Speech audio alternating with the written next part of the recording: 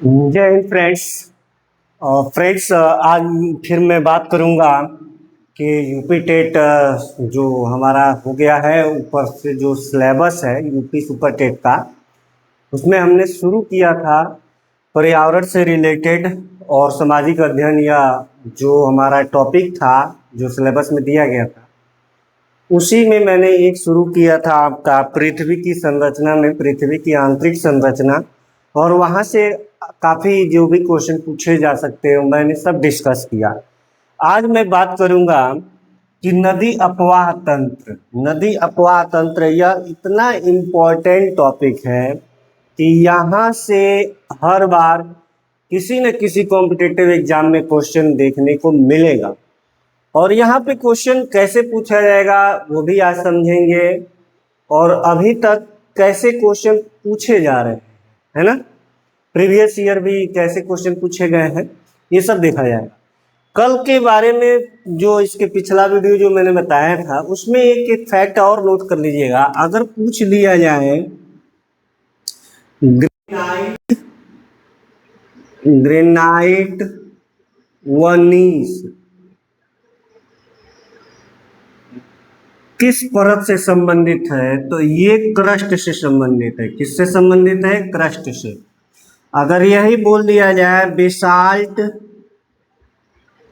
Basalt, तो ये संबंधित है मेंटल से।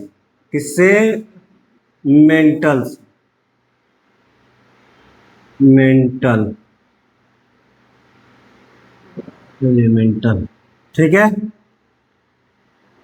लेकिन अब इसमें एक और चीज पूछा जाता है, महासागरीय प्लेट, महासागरीय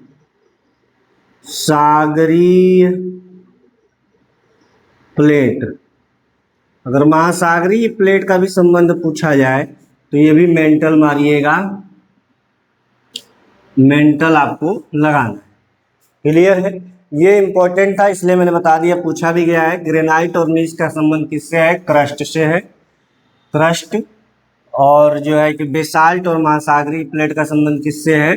तो मेंटल से है। ये क्वेश्चन आया हुआ है, टीआरई 3 में आया था, टीआरई 1, 2 में भी इस टाइप के क्वेश्चन देखने को मिला था।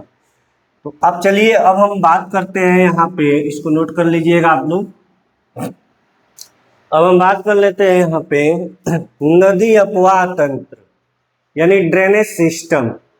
सबसे पहले आप लोग के गांव में आसपास पड़ोस में नदियां हैं।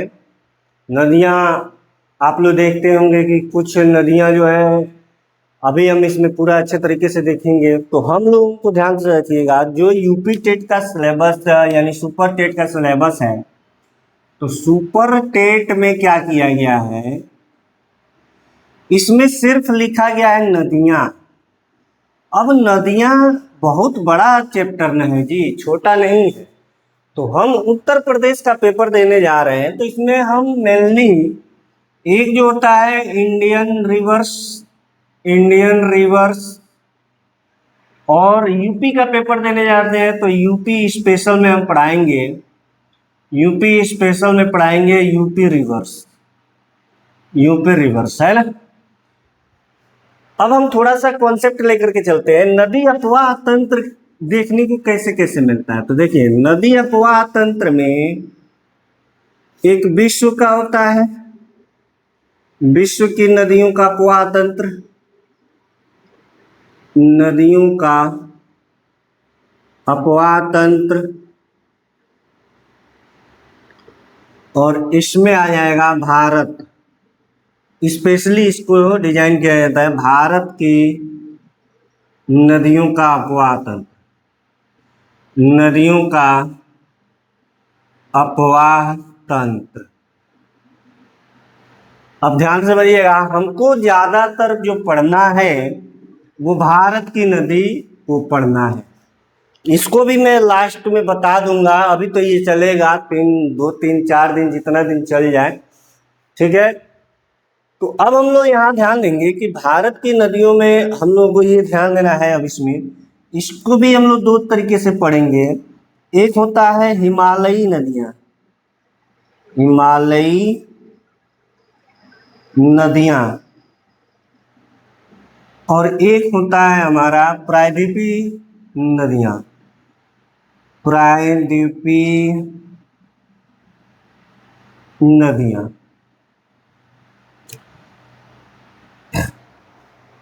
अब ध्यान रखिएगा, प्रायद्वीप किसे कहते हैं? जो तीन ओर से जल से घिरा होता है और एक भाग स्थल होता है, उसे हम लोग प्रायद्वीप कहते हैं। हिमालयी नदियों में कौन कौन आता है? हिमालयी नदी में हम लोगों को पढ़ना है, पहले यहाँ आ जाएगा सिंधु, सिंधु, गंगा और ब्रह्मपुत्र। ब्रह्मपुत्र।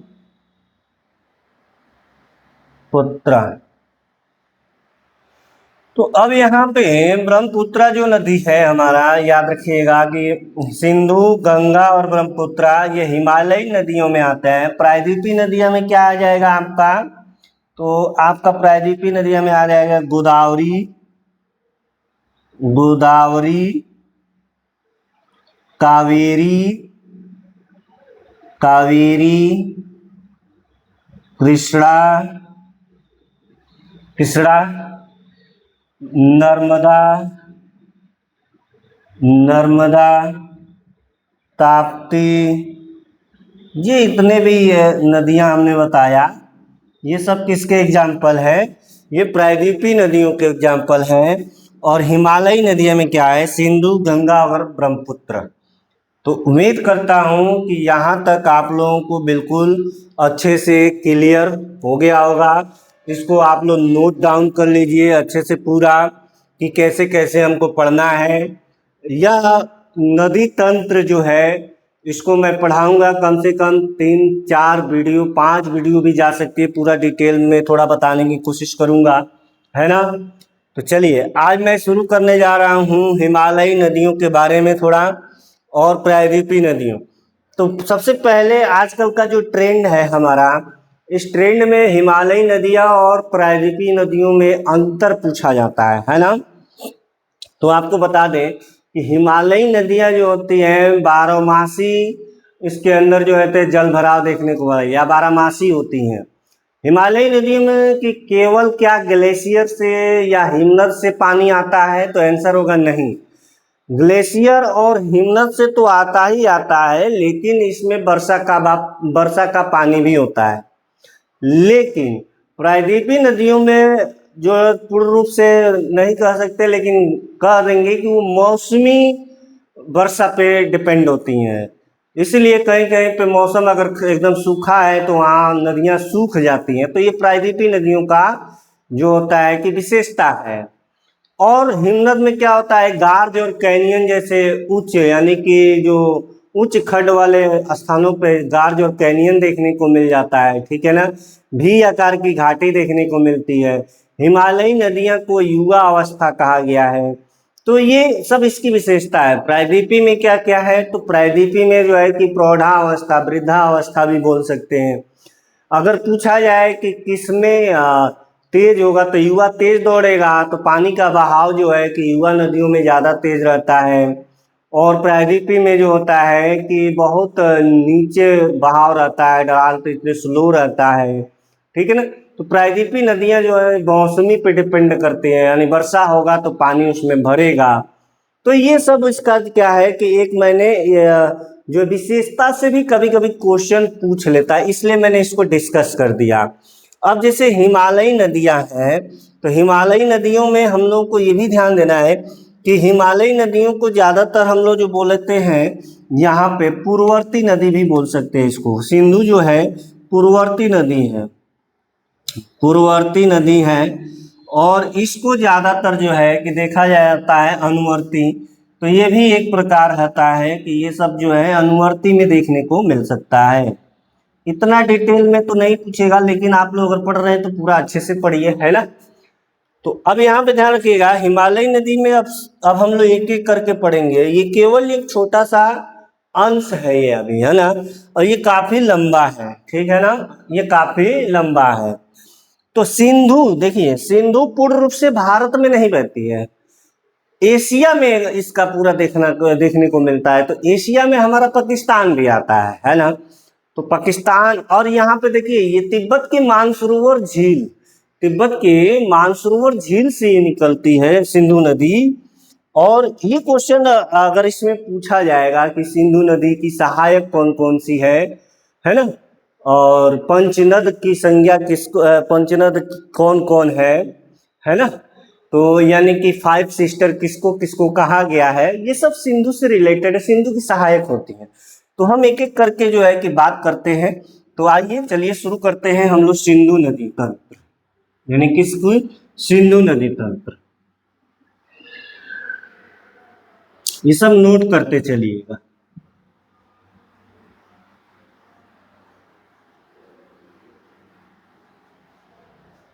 चलिए अब यहाँ पे सिंधु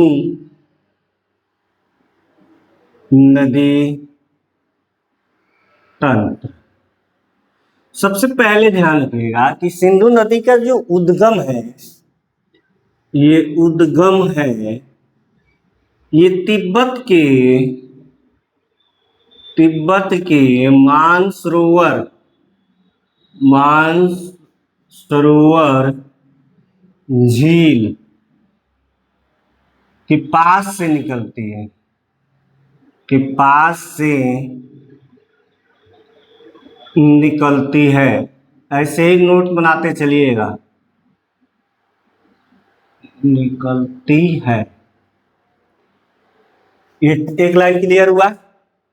अब याद रखिएगा यह मैदान में कहाँ प्रवेश करती है, तो मैदान में कहाँ प्रवेश करती है, तो पाकिस्तान का एक क्षेत्र है, पाकिस्तान का एक क्षेत्र है, इसका नाम है कटक। ये कटक में ही क्या करता है, मैदानी भाग में प्रवेश करता है, मैदानी भाग में प्रवेश करता है। कौन, सिंधु नदी। याद रखिएगा सिंधु नदी जो होता है मैदानी भाग में प्रवेश करता है, ठीक। और मिठानकोट होते हुए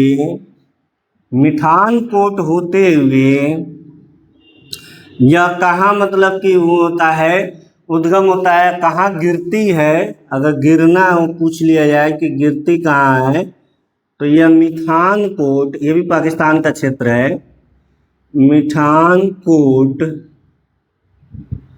मिठानकोट से होते हुए ये गिरती कहाँ है, मिठानकोट से होते हुए अरब सागर में जाके गिर जाती है, अरब सागर में जाकर गिर जाती है,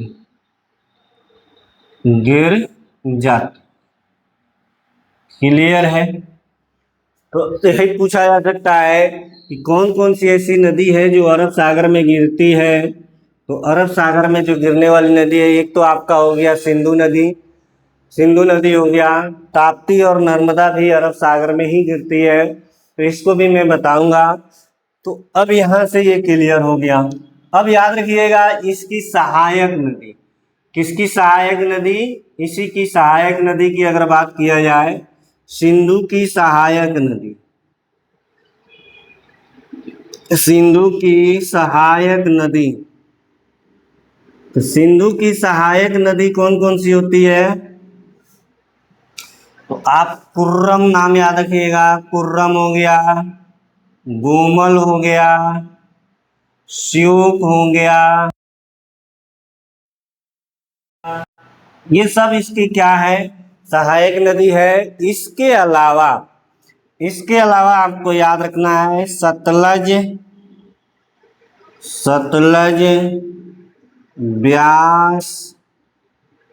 ब्यास, झेलम,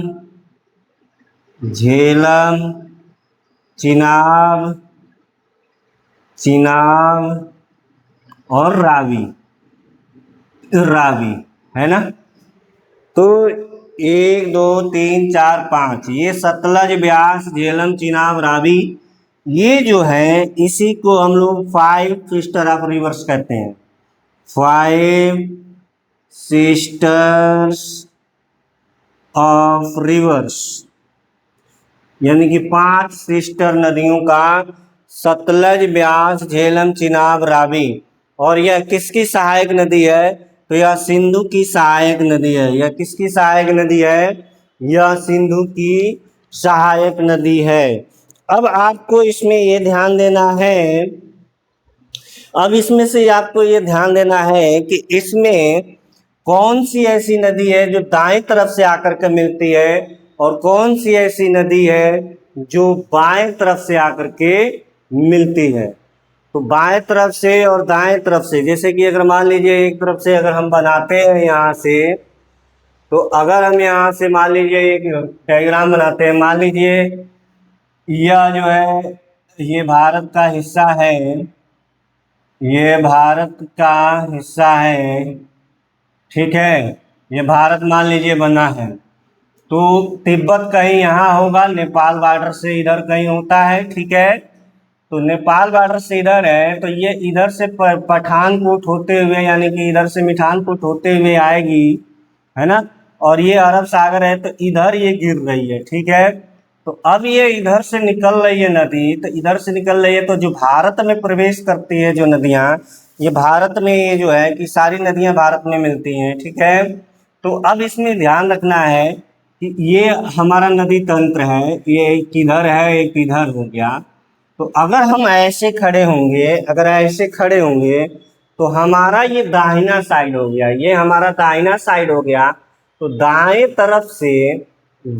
तरफ से मिलने वाली नदियां कौन कौन सी है? कुर्रम है, गुमल है, श्यूक है, स्वात है। इसमें एक नुब्रा भी आता है, एक नुब्रा भी आता है। तो कुर्रम, गुमल, श्यूक, स्वात और नुब्रा, ये किधर से आकर के नदियां मिलती हैं? तो ये याद रखिएगा, ये दाईं तरफ से आकर के मिलती हैं। अगर मैप क्लियर होगा तो आप बिल्कुल आसानी से बता सकते हैं। ये मान लीजिए ये तिब्बत का मानसरोवर झील है, ये क्या है? मानसरोवर झील है। अगर ये मानसरोवर झील है और पाकिस्तान में बह रही, तो पाकिस्तान इधर होना, इधर है। आप लोग को थोड़ा सा मैप का जानकारी होना चाहिए। तो अगर हम ऐसे खड़े हो जाएंगे, और तो इधर वाली साइड जो नदियां होंगी वो होंगी हमारी दाईं तरफ की, और इधर वाली जो भारत के तरफ प्रवेश करेंगी वो होंगी बाईं तरफ। तो सतलज, ब्यास, झेलम, चिनाब, रावी, ये पांचों नदियों जो होती हैं ये बाईं तरफ से आकर के मिलती हैं, बाईं तरफ से आकर के मिलती हैं। तो आपको इतना क्लियर है, इतना ध्यान देना है कि कौन दाईं ओर से मिल रही है, कौन बाईं तरफ से मिल रही है, क्योंकि केवल रट्टा मारने से क्वेश्चन गलत हो जाएगा। देखिए, भूगोल जो होता है माइंड मैप, यानी कि एक मैप भी बनना चाहिए आपके दिमाग में, जिससे आप आसानी से चीज़ों को समझ सकें। अगर मैप ही क्लियर नहीं है, आपको यही नहीं पता कि पाकिस्तान कहाँ है और तिब्बत कहाँ है, तो आप शायद इस चीज़ को गलत कर जाएंगे। तो इसलिए भूगोल को ज़्यादा से ज़्यादा मैप देखिए। भूगोल मतलब पूरा मैप पे है ना। तो आप मैप देखोगे तो आपको ज़्यादा क्लियर हो जाएगा। तो उम्मीद करता हूँ कि यहाँ तक क्लियर हो गया है। क्लियर है? कमेंट में बताइए। आपको कहीं में भी डाउट है तो पूछिए, ठीक है। तो चलिए, कमेंट आप लोग नहीं करते हैं, बहुत कंजूसी करते हैं, ठीक है ना। थोड़ा हाथ पैर चला लिया करिए, ठीक है। चलिए, अब हम इसमें एक एक करके बात करेंगे। सतलज, ब्यास, झेलम, चिनाब, रावी, है ना। सतलज नदी, आप लोगों को पता है कि सतलज नदी जो होता है, कि आप लोगों को बखूबी पता है कि ये कहाँ से पहले निकलती है? भारत में प्रवेश तो करती है। अभी कहाँ से निकलती है? तो सबसे पहले देखिएगा कि एक कपूरथला नामक स्थान है, जो हमारा याद रखिएगा, कपूरथला नामक स्थान पे, जिसको वहीं से जो है कि भाखड़ा नांगल परियोजना भी शुरू किया गया, और वहाँ पे ये जो होता है कि प्रवेश करती है भारत में। और सतलज किसकी सहायक है? तो किसकी सहायक है जी? तो याद रखिएगा, सिंधु की। अब पूछा जाए कि सिंधु की सबसे बड़ी सहायक नदी कौन सी है, तो सतलज लगाइएगा। और सबसे छोटी सहायक नदी कौन सी है? तो ब्यास लगाइएगा। सबसे छोटी सहायक नदी क्या हो जाएगी? ब्यास लगाइएगा, ठीक है ना। तो इसमें आपको ये सारा ध्यान देना है। तो अब यहाँ पे अब हम सतलज की बात कर लेते हैं। तो सतलज का उद्गम कहाँ से है? तिब्बत के जो मानसरोवर झील है उसी के पास में एक और चीज पाया जाता है जिसका नाम है राक्षस ताल। तो राक्षस ताल से ये निकलती है। कहाँ से? राक्षस ताल से निकलती है।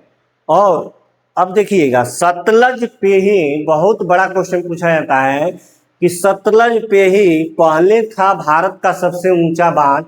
पूरे वर्ल्ड का पहले था, लेकिन अब नहीं है। पूरे वर्ल्ड का चीन का हो गया है, जो कि 305 मीटर ऊंचा है। ठीक है, तो जिनपिंग ताईबाई बांध करके इस तरह से नाम है। ये पूरे विश्व का सबसे ऊंचा बांध है।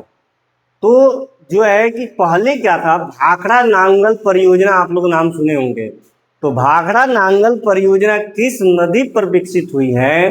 तो भाखड़ा नांगल परियोजना सतलज नदी पे ही बनी थी। कहाँ बनी थी? तो सतलज नदी पे ही बनी थी। इतना क्लियर हो गया। अब इसमें एक चीज और याद रखिएगा कि हमारे पास जो होता है कि नत्था सकरी वन जो होता है हमारे पास, नत्था झाकरी पन विद्युत परियोजना। तो ये होता है नत्था झाकरी पन विद्युत परियोजना, जो कि 1500 मेगावाट की क्षमता रखता है। वो भी कहाँ है? सतलज नदी पे है। तो ये याद रखिएगा, सतलज नदी पे कौन सी एक जल विद्युत परियोजना है? तो याद रखिएगा, नत्था साकरी या सकरी जल विद्युत परियोजना।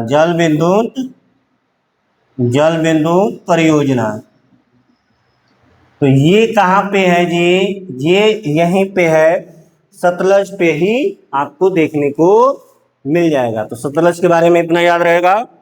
अब आपको ध्यान देना है कि सतलज के बाद आता है ब्यास और रावी। क्या आता है? ब्यास और रावी। तो ब्यास और रावी भी क्या है? इसी की सहायक है। तो ब्यास, ये ध्यान रखिएगा, ब्यास जो होती है रोहतास दर्रा से निकलती है। कहाँ से निकलती है? रोहतास दर्रा से निकलती है, कुल्लू पहाड़ी से। कहाँ से? कुल्लू पहाड़ी से। तो ब्यास और रावी, ये ब्यास और रावी ये दोनों एक ही जगह से निकलती है। तो अब आपको यहाँ पे ध्यान देना है। इसके बाद यहाँ पे एक चीज और ध्यान रखना है, हरक्का बैराज कहाँ है? यानी कि हरक्का बैराज की अगर बात किया जाए यहाँ पे, तो आप लोग को या हरिक्के बैराज के नाम से भी जाना जाता है। हरिक्के बैराज या हरक्का बैराज, ये कहाँ देखने को मिलेगा? किस नदी पे? तो हरक्का बैराज का संबंध जो है यह ब्यास नदी पे होता है। हरक्का बैराज का संबंध किससे है जी? ब्यास नदी पे है। हरिके बैराज का संबंध किस नदी से है? तो ब्यास नदी पे है। इतना क्लियर हो गया। अब आपको यहाँ पे ध्यान देना है कि जो रावी है, सतलज है, ये हम लोगों ने देख लिया है कि रावी, ब्यास, सतलज क्या क्या इंपॉर्टेंट है। नत्था सकरी जल विद्युत परियोजना कहाँ है? सतलज नदी पे। भाखड़ा नांगल परियोजना कहाँ है जी? सतलज नदी पे।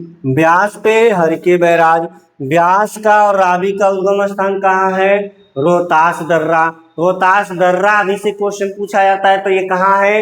हिमाचल प्रदेश में। कहाँ है?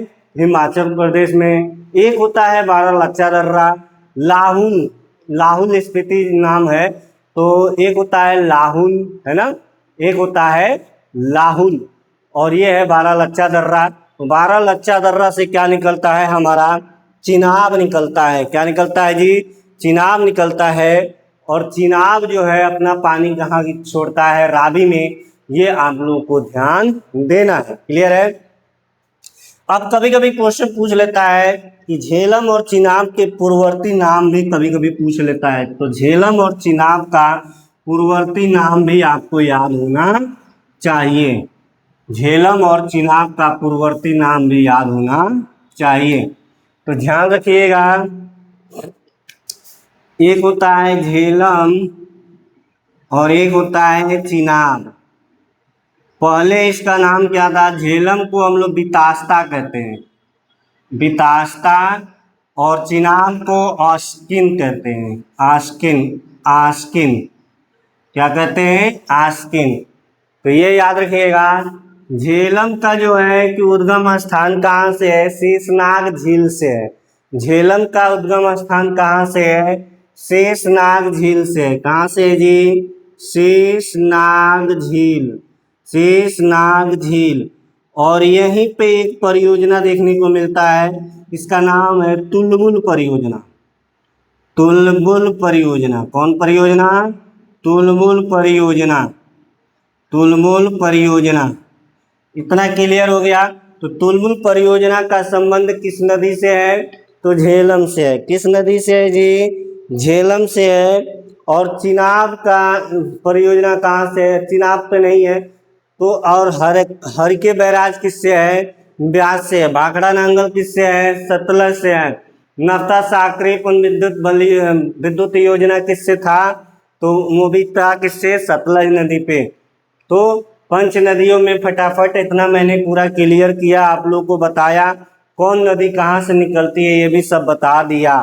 अब यहाँ से ऐसे ही क्वेश्चन बस पूछे जाएंगे, ठीक है ना? आपको यहाँ से ऐसे ही क्वेश्चन जो है कि देखने को मिलेगा। तो जितना मैंने लिखाया, जितना पढ़ाया, वो सब आप लोगों को क्लियर हो गया होगा। अब मैं बात करूँगा यहाँ पे, कल ज़्यादा वीडियो मैं लंबा नहीं बनाऊँगा। कल हम जो है कि बात करेंगे गंगा नदी तंत्र। एकदम धीरे धीरे चल रहे हैं। पहला हम लोगों ने देख लिया सिंधु नदी तंत्र। सिंधु नदी तंत्र के बाद हम बात करेंगे गंगा नदी तंत्र। किसकी बात करेंगे? गंगा। और गंगा बहुत बड़ा चैप्टर है, गंगा से ही बहुत ज़्यादा क्वेश्चन पूछे जाते हैं। तो कल वीडियो में ज़रूर बने रहिएगा। आप लोग वीडियो को शेयर नहीं करते हैं, ये सबसे बड़ी गलती है आपकी, है ना? हम इतना मेहनत करते हैं, आप लोग वीडियो को शेयर करिए, दूसरों को भी लाभ पहुंचाइए, उन लोगों को भी बताइए कि यहाँ पे एकदम बेसिक और एडवांस दोनों चीज़ बताया जाता है। और यहाँ पे आप लोग देखिए, आप एक किताब पढ़ते होंगे, हम यहाँ पे कई किताबों का निचोड़ आपको देते हैं, ठीक है? जो हमारा एक्सपीरियंस है हम आपके सामने शेयर करते हैं, यही आपको फ़ायदा है। अगर आप एक जगह यहाँ बैठे रहेंगे, ये सारा चीज़ एक जगह आपको कहीं नहीं मिलेगा, किसी किताब में नहीं मिलेगा। ये मेहनत का ही फल आपको है ना? तो कृपया आपको अगर ये वीडियो अच्छी लगती है तो इसको ज़्यादा से ज़्यादा शेयर करिए, ठीक है? तो चलिए अगले जो है कि लेक्चर में हम लोग मिलेंगे। गंगा नदी तंत्र आप लोग भी पढ़ के आइएगा, गंगा नदी तंत्र। फिर मिलते हैं। जय हिंद।